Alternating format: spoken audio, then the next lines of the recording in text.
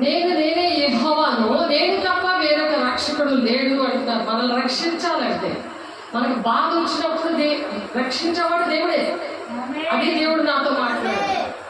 దేవుడే రక్షిస్తాడు. నువ్వు అప్పుల్లో ఉన్నా, ఏ సమస్యలో ఉన్నా, ఏ పడపట్లేదని ఉన్నా, ఏ ఇబ్బందిలో ఉన్నా దేవుడే రక్షిస్తాడు. మనం ఏంటంటే మనుషుల మీద పడుతూ ఉంటాం అన్నమాట, మనుషుల మీద చూస్తూ ఉంటాం.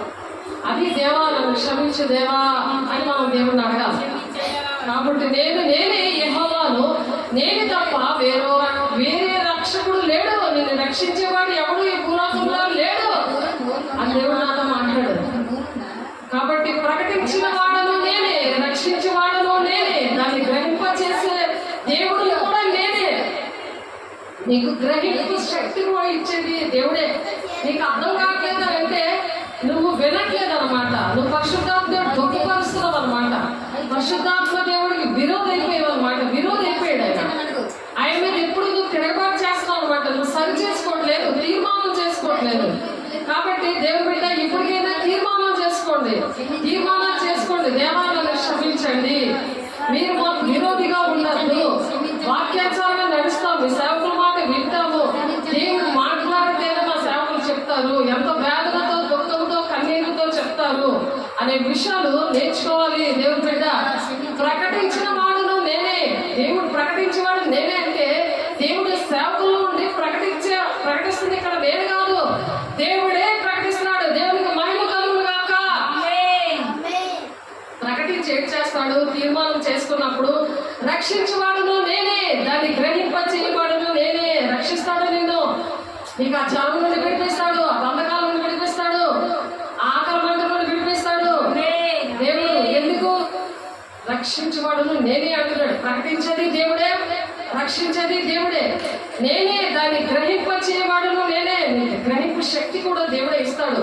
నువ్వు ఎప్పుడైతే దేవుని దగ్గర తీర్మానం చేసి సరి చేసుకుంటావో, దేవా నన్ను క్షమించు అని ఎప్పుడైతే అంటావో, నేను ఇక్కడ నుండి నేను సరి చేసుకుంటాను. వాక్యం వెళ్ళడొకటి తోడునే వెలుగు కలుగును, అది తెలివి లేని వారికి తెలివి కలిగించిన అన్నది వాక్యం. ఆ వాక్యం అనే దేవుడు వస్తున్నాడు కానీ మనుషులు కాదు చెప్పేది, అది గ్రహించాలి. అది వాక్యము, దేవుని మాటలవి ఎవరో మాటలు కాదు. కాబట్టి ప్రకటించేవాడును నేనే, రక్షించేవాడును నేనే, దాన్ని గ్రహింపు చేయవాడును నేనే.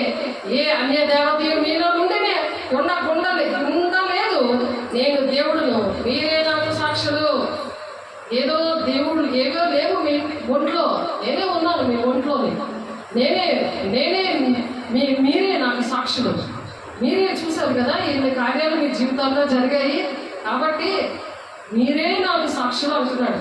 మీరే నాకు సాక్షులు, ఎందుకంటే మీతోనే దేవుడు మాట్లాడాడు.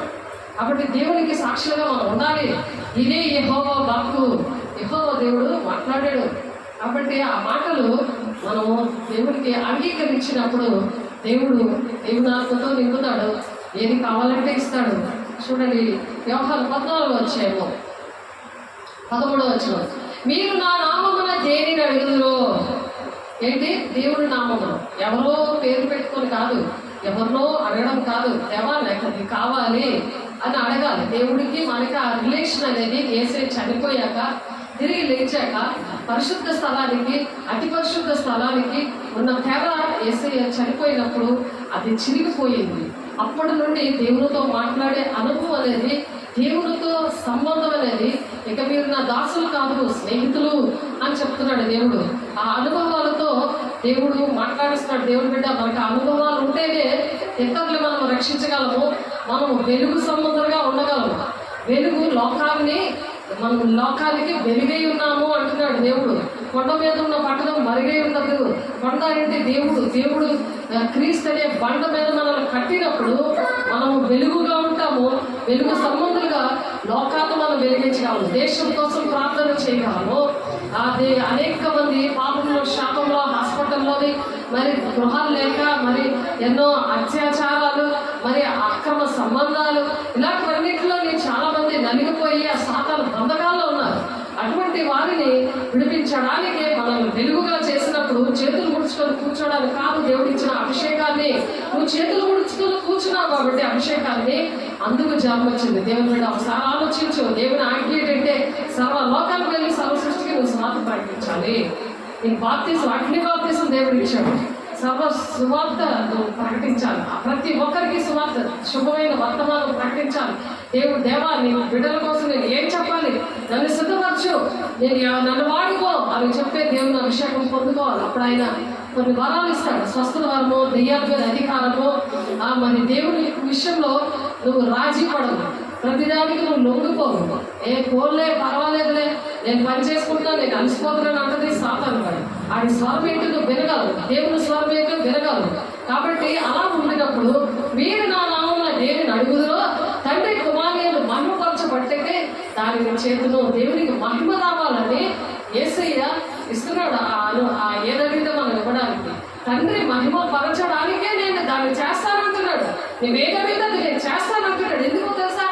దేవుడు మహిమపరచడానికి, తండ్రి అయిన దేవుడు యెహోవా తండ్రిని మహిమపరచడానికి. దేవా నీ మహిమ కోసం నన్ను వాడుకోగలవా, నేను వాడబడతానయ్యా, నీ మహిమ కోసం నేను వాడబడతానయ్యా అని దేవుడిని అడగండి. యోహాను సువార్త 14:13 ఉంది. ఆ వాక్యం పట్టుకొని ప్రార్థన చేయాలి. వాక్యాన్ని ప్రార్థన రెండు కూడా విడగొట్టకూడదు. అంటే దేవుడిని వాక్యాన్ని విడగొట్టకూడదు. ఆ దేవుడిని వాక్యాన్ని వేరుపరచకూడదు. వాక్యం పట్టుకొని ప్రార్థన చేయాలి. ఎందుకంటే పలానా సెక్షన్ ప్రకారము ఉరిదీస్తూ ఉంటారు, పలానా సెక్షన్ ప్రకారము నీకు యావజ్జీవ కారాగార శిక్ష అంటారు. అలాంటి సెక్షన్స్ వాక్యాలు. కాబట్టి మాత్రలు కూడా వేస్తారు కదా, పలానా మాత్ర దీనికి కలిసి పలానా టాబ్లెట్, పలానా ఇంజక్షన్ ఎలాగైతే ప్రిస్క్రిప్షన్లో రాస్తారో అలాగే వాక్యంలో ఒక వాక్యం పట్టుకొని నీ సమస్య పట్టుకొని ప్రార్థన చేయాలి. నువ్వు ప్రార్థన అంటే దేవుడే పక్కన పెట్టేసి నువ్వు ప్రార్థన చేయకూడదు. అది చుట్టి ప్రార్థనలు అవి అసలు వెళ్ళవు, వాళ్ళకి జవాబులే రావు. కాబట్టి వాక్యమే దేవుడే ఉన్నాడు. కాబట్టి నువ్వు వాక్యం పట్టుకుని ప్రార్థన చేయాలి. మీరు నా దేవుని అడుగుదురో తండ్రి కుమారుని యందు మహిమపరచబట్టే దానిని నేను చేస్తాను అంటున్నాడు. కంపల్సరిగా చేస్తాడు దేవుడు. బిడ్డ నీకు ఏది కావాలంటే అది ఇస్తాడు. మనుషుల మీద ఆధారపడకుంటున్నాడు.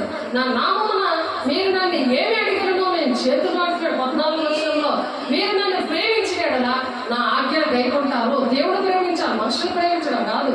మనుషుల మీద మీరు ఆధారపడుకోవడం కాదు. మనుషులు ప్రేమిస్తున్నాడు, మనుషుల మీద ఆధారపడతాడు. మనుషులకు మనకి ఏం చెప్పుకోకూడదు. దేవుడు బిడ్డ చెప్పుకున్నవన్నీ కూడా దేవా నేను ఇలాగ మనుషులతో చెప్పుకున్నానయ్యా, నన్ను క్షమించయ్యా, నేను నీతో చెప్పుకుంటున్నానయ్యా, నీ ఆజ్ఞలు పాటిస్తానయ్యా అని దేవుని దగ్గర చేతులెత్తి ప్రమాణం చేద్దాం. దేవుని బిడ్డలారా 15వ వచనంలో ఉంది. యోహాను సువార్త 14:15 వచనం మీరు నన్ను ప్రేమించేడల్లా నా ఆజ్ఞలు గైకొంటారు. నేను తండ్రిని వేడుకొందును మీ యొద్ద ఎల్లప్పుడూ ఉంటాడు. ఆయన వేరొక ఆదరణకర్తను తండ్రిని వేడుకుంటాడట యేసయ్య. ఇప్పుడు ఆయన చనిపోయి ఎక్కడున్నాడు? తండ్రి కుడిపార్శ్వంలో కూర్చున్నాడు. ఆయన తండ్రిని వేడుకుంటాడు. మన పక్షాన ఉండి ఆయన ప్రార్థన చేస్తున్నాడు. ఎంత గొప్ప, ఎంత భాగ్యవంతులు మనం, ఎంత అదృష్టవంతులు మనం. మీరు నన్ను ప్రేమించాడా నా ఆజ్ఞలు గైకొంటారు. నేను తండ్రిని వేడుకున్నాను మీ యొద్ద ఎల్లప్పుడూ ఉంటాడు. ఎల్లప్పుడూ దేవుడు మీతో ఉన్నప్పుడు దుష్టుడు ఎందుకు నిన్ను కొడతాడు? ఎందుకు అనారోగ్యం వస్తుంది మనిషికి? ఎందుకు ఇబ్బందులు వస్తాయి? ఎందుకు ఇతరుల మీద ఆధారపడతామంటే దేవుడు మనతో లేడు. అందుకు అటువంటి పరిస్థితులు వస్తాయి. దేవుడు బిడ్డ నేను తండ్రిని వేడుకుందును మీ యొక్క ఎల్లప్పుడూ ఉండడే ఆయన వేరొక ఆదరణకర్తను అనగా సప్త స్వరూపి యొక్క ఆత్మ మీకు అనుగ్రహించును. అప్పుడు వస్తాడు. అప్పుడు నువ్వు ఎవరి మీద ఆధారపడదు. నేను ఇతరులకి నేను సహకారంగా ఉంటాను. అటువంటి బిడ్డలు ఎంతో మంది ఉన్నారు. ఎందుకంటే నాకు దేవునికి సాక్షిగా నిలబెట్టావు కదా, నువ్వు నన్ను ఇలా ఆదరించావు కదా, ఈ విధంగా నన్ను ఆదుకున్నావు కదా, నువ్వు నాలోనికి ఇలా వచ్చావు కదా, నాకు ఆదరణకర్తగా సత్యస్వరూపి ఆత్మ వచ్చి నన్ను ఆదరించిన దేవా, నేను వేరొకరిని కూడా నేను ఆదరించేటట్టుగా వారు కూడా అలాగా ఆదరణ పొందుకునేటట్టుగా నేను నిన్ను పరిచయం చేస్తానయ్యా, నీ సాక్ష్యం నేను చెప్తానయ్యా, నీ సాక్షిగా నేను ఉంటానయ్యా. నేను ఉంటేనే నేను వెళ్ళిపోనయ్యా. నేను టిఫిన్ తినేసి నేను చక్కగా స్టైల్గా వెళ్ళిపోవడం కాదయ్యా. ఇతరుల కోసం నేను ఆలోచిస్తానయ్యా, నీ సేవకుల కోసం ఆలోచిస్తాను, దేవుని ఇంటి కోసం నేను ఆలోచిస్తాను. లోకం ఆయన చూడదు అంటున్నాడు. ఇక లోకస్తులుగా ఉంటే దేవుని బిడ్డలు పట్టించుకోరు, సేవకులు పట్టించుకోరు. లోకం ఆయన చూడదు. లోకస్తులుగా ఉన్నావా? నువ్వు లోకస్తులుగా ఉన్నావా? సంఘం కోసం పట్టించుకోవు, సేవకుల కోసం పట్టించుకోవు. లోకం ఆయన చూడదు, ఆయన ఎరగదు. దేవుడు ఉన్న మనుషుల్ని తెలుసుకోదు. వాళ్ళు ఎంత ఇబ్బందిగా ఉన్నారో, అది ఏంటి తిన్నారో, వాళ్ళు ఎలా ఉన్నారో పట్టించుకోరు. నేను అలా ఉన్నాను ప్రభా, నన్ను క్షమించేయ్యా అని వేడుకో. పరిశుద్ధాత్మ దేవుడు నీలోకి వస్తాడు. నువ్వు తీర్మానం చేసుకో. లోకం ఆయన చూడదు, ఆయన ఎరగదు కనుక ఆయన పొందనేరదు, ఆయన రాడు. ఇంకా పరిశుద్ధాత్మ దేవుడు నేను రాడు. అందుకే తల నొప్పి పడతా ఉంటుంది. పరిశుద్ధాత్మ పొందుకుంటే తల ఎగిరిపోతున్నట్టు ఉంటుంది. కాబట్టి మీరు ఆయన ఎరుగదురు, ఆయన మీతో కూడా నివసించును. ఆయన నీకు ఎవరో తెలుసు, నీ హృదయం ఏంటో తెలుసు. కాసేపు దేవుని బిడ్డగా, కాసేపు దెయ్యం పిల్లలాగా, కాసేపు లోకస్తురాలాగా, కాసేపు ఏమో మనుష్యాత్మతోటి కాదు. ఆయన ఎప్పుడు నిత్యము మనలో ఉండాలి, ఎప్పుడు మనం ఒకలాగే ఉండాలి. ఎప్పుడు దేవా నువ్వు నాలో ఉన్నావు కదా, ఎందుకు నాకు ఇలా జరుగుతుందయ్యా, నా పరిస్థితి ఏంటయ్యా అని అడగాలి. దేవుని బిడ్డ, నా సేవకులకి ఎందుకయ్యా అటువంటి పరిస్థితి వచ్చింది అని అడగాలి దేవుడు. అలాంటి అట్టి కృప మనందరికీ దేవుడు దయచేయగాక. లోకం ఆయన చూడదు, ఆయన ఎరుగుదు కనుక ఆయన పొందనేరదు. మీరు ఆయన ఎరుగుదరు, ఆయన మీతో కూడా నివసించును, మీలో ఉండును. దేవునికి మహిమ కలుగును గాక. ఆయన మీలో ఉంటాడట, నాలో ఉంటాడు. ఎందుకంటే మనం ఇతరులను ప్రేమించేవారుగా ఉండాలి. ఇతరుల బాధలో ఉన్నప్పుడు వాళ్ళ కన్నీరు తుడిచేవారుగా ఉండాలి. దేవుని బిడ్డల్ని చూసే బిడ్డలుగా ఉండాలి, వాళ్ళకి నేర్పించే బిడ్డలుగా ఉండాలని దేవుడు ఆశపడుతున్నాడు. మిమ్మును అనాథలుగా విడవను అంటున్నాడు ఆయన.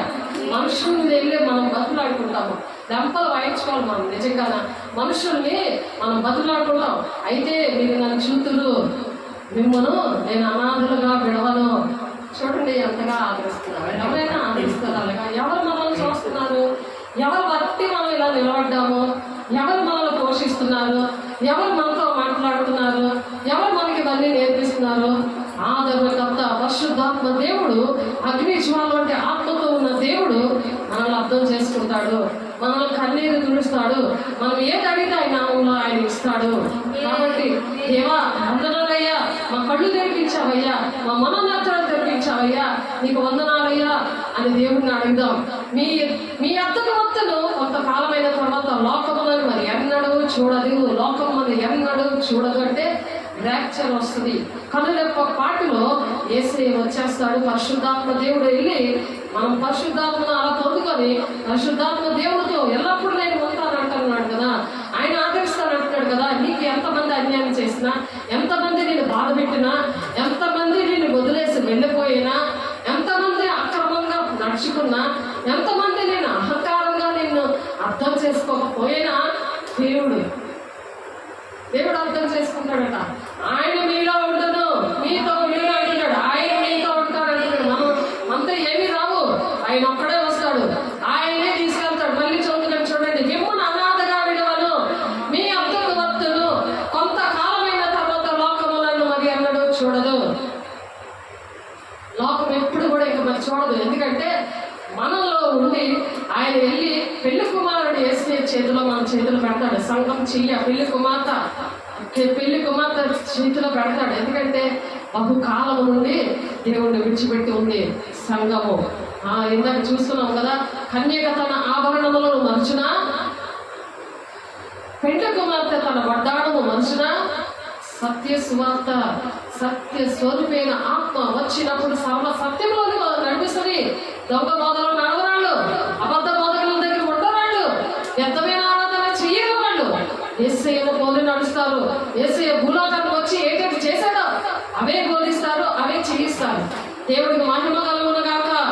ప్రజలు లెక్కలేని దినములు నన్ను మరచి ఉన్నారు అని యెషయా గారు ఇక్కడ ఇర్మియా భక్తుడు అసలు ప్రవచిస్తున్నారు. 2వ అధ్యాయము 32వ వచనంలో నువ్వు కన్యకగా ఉన్నావా, పెళ్లి కుమార్తె సంఘంలో నువ్వు ఉన్నావా, నువ్వు ఎత్తబడే గుంపులో ఉన్నావా?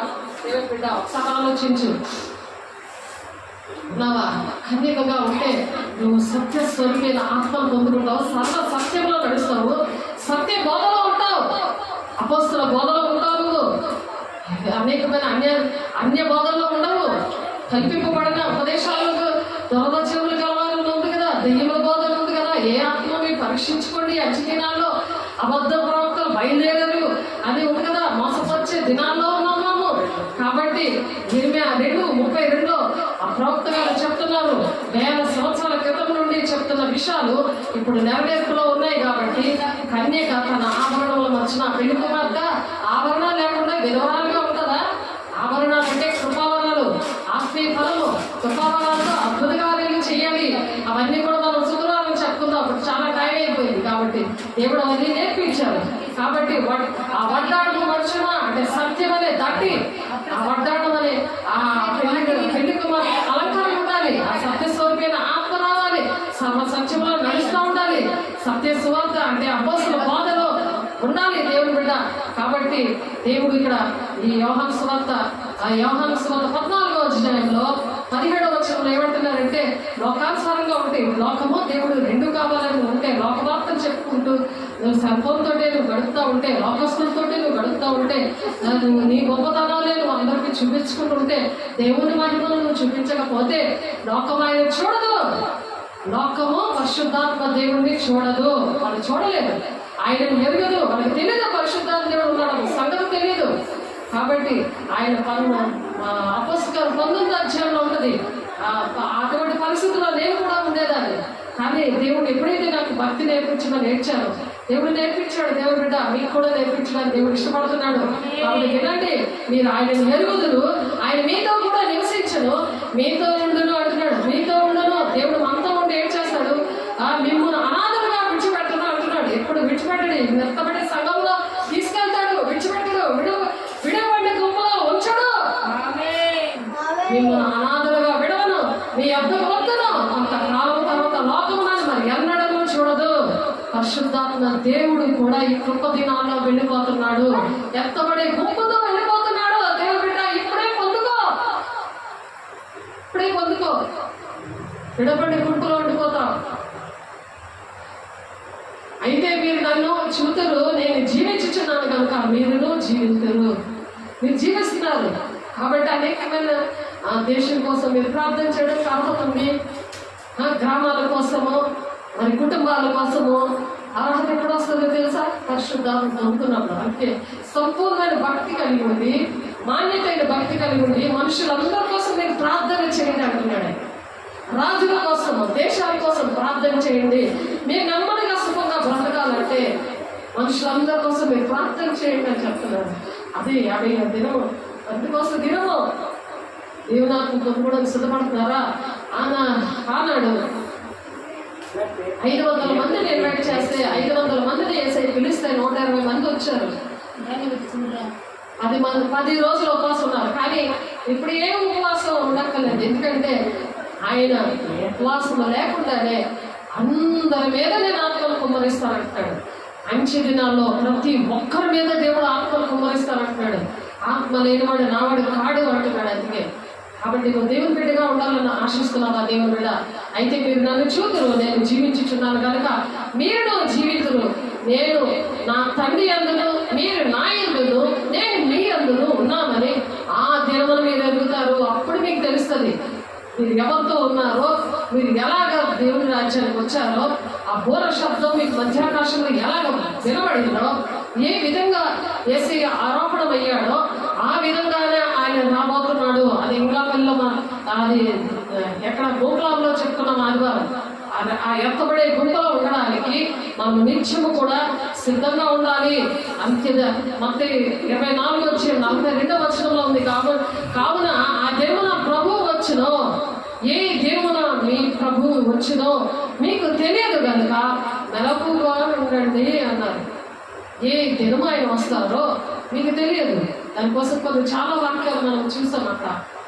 మార్కు 13:33 నుండి 37 వచనాలు, లూకాసు 12:35 నుండి 40 వచనాలు, రోమాపత్రిక 11:11 వచనము, మొదటి పేతురు 4:7 వచనము, మొదటి పేతురు 5:8 వచనము, ప్రకటన 3:2 వచనము, మత్తయి సువార్త 24:36 వచనము, మొదటి కొరింథీ 16:13 వచనము, మొదటి దశలోనికే పత్రిక 5:6 వచనము, మత్తయి 25:13, అలాగే లూకాసు సువార్త 21:36లో మెలకు కడిగి మనం సిద్ధంగా ఉండాలని దేవుడు ఎన్నిసార్లు రాసి పెట్టారు. కాబట్టి సిద్ధంగా లేకపోతే అక్కడ మేము కానీ దేవుని బిడ్డలు కానీ మరి దేవుడు కానీ బాధ్యులు కాదు. అక్రమం చేయవాలని కొండి మీరు ఎవరో నాకు తెలియదు అంటాడు. తండ్రి చిత్తాలు మనం ఈ దినాల్లో నెరవేర్చే దినాలివి. తండ్రి చిత్తం మన పట్ల ఏదుందో అది నెరవేర్చితేనే వెళతాము. లేకపోతే అక్రమం మీరెవరో నాకు తెలీదు, అక్రమం చేయవాలనుకోండి మీరెవరో నాకు తెలియదు అంటాడు. కాబట్టి దేవుడి మాటలు దీవించిన కాక ప్రార్థన చేసుకుందాం. పరిశుద్ధ ప్రేమ గల దేవ, అభిషేకుడా నాయన అయా నీ కృపగల నామములో నీ మహిమగల నామములో ప్రభా అయా మాతో మాట్లాడిన దేవా, మమ్మల్ని ప్రేమించిన దేవా, అయా మమ్మల్ని ఆదరించిన దేవా, మిమ్మల్ని ఎప్పుడు నేను విడిచిపెట్టనని నాయన మమ్మల్ని ఓదార్చిన దేవా, అయా మీరే చూడమని నాయన మమ్మల్ని హెచ్చరించిన దేవా, నీకు వందనాలు ప్రభా. పరిశుద్ధాత్మడానికి వందనాలు. మహిమగల దేవా నీ స్తోత్రం. ప్రతి ఒక్కరిలో నూరంతలుగా బలవంతంగా నాయన అయా తండ్రి నాయన అయా నీ మాటలు అయా ఫలించబడును గాక. ప్రతి ఒక్కరికి నేను గ్రహింపు శక్తిని మీరు దాగిచేదురు గాక. మహిమగల నామములని సాక్షులుగా అయా ఉందురు గాక. అయా యెషయా గ్రంథం 43:10-11 వచనాల్లో మీరు మాట్లాడినందుకు వందనాలు ప్రభా. అనేకమైన సాక్ష్యాలతో మీరు అయా నేను సరిచూచి వాటిని గురించి బోధిస్తున్నామని అయా మరి అయా అయా తల్లి కొరింథీ పత్రికలో 9వ అధ్యాయంలో మీరు చెప్పినట్లుగా ప్రభా, అక్కడ అయా 9వ అధ్యాయం అయా తల్లి నేను మీరు చెప్పినట్లుగా ప్రభా మహిమగల దేవా పరిశుద్ధాత్మడా మీరే అధ్యక్షత వహించండి, నడిపించండి అయా, మీరే కృప చూపించండి ప్రభా, అయా మీరే మహిమ పొందుకోండి నాయన. అయా ప్రతి ఒక్క బిడ్డని బలమైన హస్తాల్లో పెడుతున్నాం ప్రభు. ప్రతి ఒక్క పాపములు, దోషములు, అతిక్రమాలు, అక్రమాలన్నీ కూడా విడిపించండి, బంధకాల నుండి విడిపించండి అయా. ప్రతి ఒక్కరిని వాడుకోండి తండ్రి చిత్తం ఏంటో తెలుసుకోవడానికి నీ కృప చూపించండి. కృప దినాల్లో ఉన్నాం ప్రభా.